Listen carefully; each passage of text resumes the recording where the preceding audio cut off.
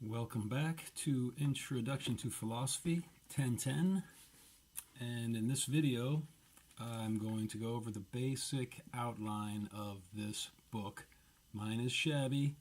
It's almost 6 years old and been through a lot of classes. As I said in the first video, this is the last time we'll be using this book for the Intro to Philosophy class. So I do want to go over what we will be going over for the next 6 weeks. And the title of the book, Four Fundamental Questions, An Introduction to Philosophy. So we're going to go over what are the four questions and how are they presented in this textbook. Everything you need to know for the exams and the discussion groups and the journals is in our textbook. It's the only source material that you need for this class. Okay, so the first fundamental question is who or what am I? And the way Richard Tarnas organized the book is chronological, so the oldest philosophical texts come first, and it alternates between two basic schools of philosophy, and those are called rationalism and empiricism. So these words I'll be using again and again. So if it kind of seems like it's too complicated to hold on to right now, don't worry. Through repetition, you're going to understand exactly what those two terms mean way before the end of this class. So it's chronological and it alternates between rationalism and empiricism. Rationalism is basically those philosophers who believe in an eternal soul. So the first fundamental question, who or what am I? Rationalists like Plato, for example, or the Hindu philosopher who wrote the Katha Upanishad, they believe the self is an eternal soul that reincarnates from body to material body, and it descends from an eternal world made of eternal knowledge. And there's differences between Plato and the Hindus, but they have a lot of similarities, and Plato is considered the ultimate rationalist philosopher. René Descartes is also in that school. For empiricism, the ultimate Western version of empiricism is David Hume, and he rejects the idea that knowledge is based on the innate knowledge of a soul. Plato would say all of us are eternal souls, and each soul contains all of what he would call the eternal ideas, the absolute forms of knowledge from which the entire material world radiates. Plato, as a rationalist, would say you can gain knowledge through reason, by analyzing your own mind, because inscribed upon your mind or your soul are these eternal forms of knowledge.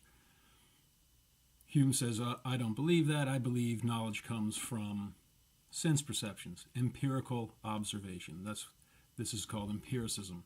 If I can't see it or smell it or taste it or touch it or hear it, then it's a figment of my imagination. So I cannot, for example, see a soul or taste it or smell it, hear it. So what is knowledge? It's what you see, and it's these sense perceptions. And furthermore, according to David Hume, and this is also very similar to the Buddhist perspective, which is chronologically a lot earlier, just after the Hindu philosophers, the Buddhist philosophers rejected the rationalist idea of an eternal soul. And just like David Hume rejected rationalism. So in this empiricist perspective, knowledge is based on unconnected sense perceptions. We have a smell here, a taste, a sound, and then we connect these unconnected sense perceptions in ways that make sense to the human mind. But they are not innately by themselves connected in any kind of a discernible eternal pattern of knowledge. I know that sounds complicated, but as I said, those are the two main schools of philosophy. We'll be going over this again and again. So, to go back to the four fundamental questions, who or what am I? the chronological evolution of that question begins with the oldest known written text. There are older philosophical traditions, but the question is, are there written records of those? And the oldest available written records, at any rate, that Richard Tarnas chose for this book is the Katha Upanishad, a Hindu text. The next one, which is almost as old, it's titled The Non-Existence of Individuality. It's a Buddhist text. So the Hindu text, there's a belief in an eternal soul. There's a belief in God, known as Vishnu. Knowledge comes from the eternal soul to the individual soul, called Atman. It's Plato in Greece will later develop a similar philosophy. So chronologically, the Hindus came first, and then, so it alternates this book between rationalism or belief in a soul, empiricism, which does not have a belief in some kind of continuous, eternal, unchanging soul. So the Buddhists say, no, there is no soul.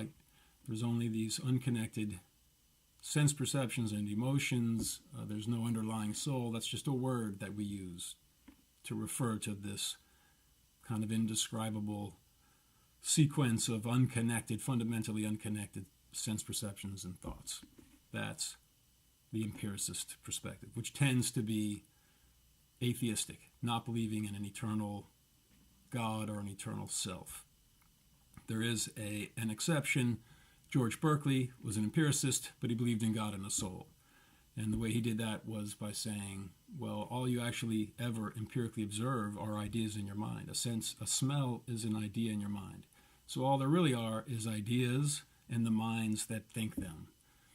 And there aren't eternal souls or eternal ideas like Plato said, is what George Berkeley will later say.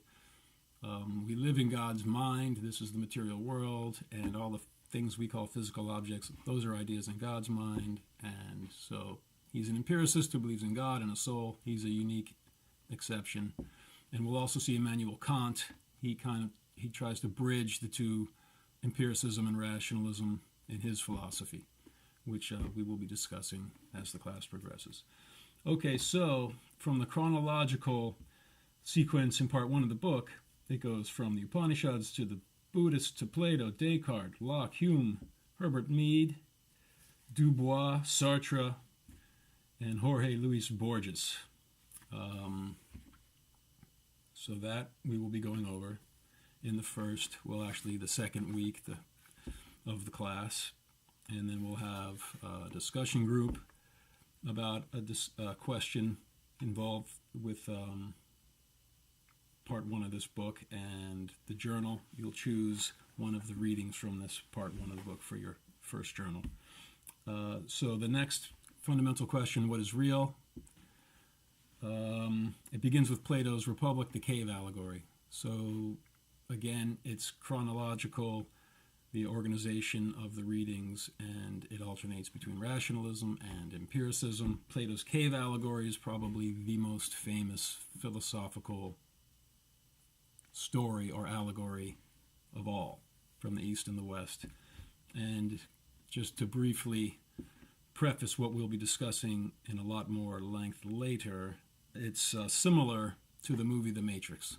According to the cave allegory, Plato, writing through his teacher Socrates, says, imagine you're in a cave, shackled head to foot at birth. Behind you is a fire, and the shadows from the fire are cast on the back wall of the cave. That's all you've ever known your whole life. So you think the shadows on the wall of the cave are reality.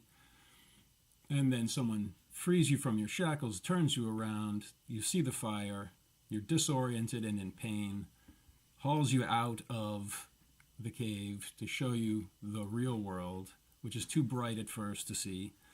Eventually you can see everything under the light of the sun, and you can see the sun itself, which you realize is the source of all of these other things. So to discuss that cosmology that Plato has, I will be referring a little bit to current cosmologies, current academic cosmologies, which I'll discuss in the next video. But just to give you a taste of what we'll be discussing, what is real? Is this material world real? Well, half the philosophers that we'll be discussing say, no, this is a kind of an illusion, a dream, a projection. And even philosophers who don't believe in a soul will similarly say, oftentimes, it's a matter of perception. The physical reality is really more of a perceptive event.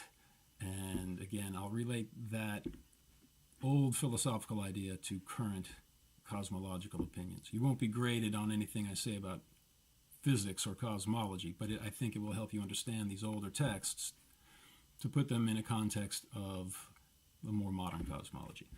So the third fundamental question is, what can I know? What is it possible for a human mind to know? Maybe there's things we can't know. Maybe knowledge itself is an illusion. There's no knowledge. The first reading for this fundamental question will be the Buddhist text, the questions of Malunkyaputta, and then a Taoist text. We'll get to René Descartes. It'll alternate between the empiricists and the rationalists. It will end with a feminist text because it's chronological. Alice Crary, A Question of Silence, Feminist Theory in Women's Voices. So it's the same format for the other two fundamental questions. And the final fundamental question of our book, what should I do and who should I be? That's an ethical question. And to know, close that. To know, to answer that question, what should I do and who should I be?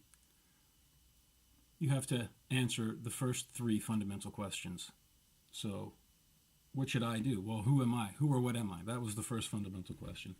What should I do? What should I be? Well, you have to know what is real and what can you even know before you can answer that final fundamental question. So there's a method behind the organization of these questions, and it's leads up to the practical, ethical advice for how to live life and who you should perceive yourself to be. So that is enough for a summary of the textbook. And the next video I'll be making is just a very brief overview of current academic cosmology. I got a PhD studying the relationship between current cosmology taught in academia and psychology and philosophy. And again, you won't be graded on any knowledge of anything outside of our textbook, but I think it will help you understand the text, the different readings better if you can put it in a more modern cosmology. But I'll talk about that more in the next video.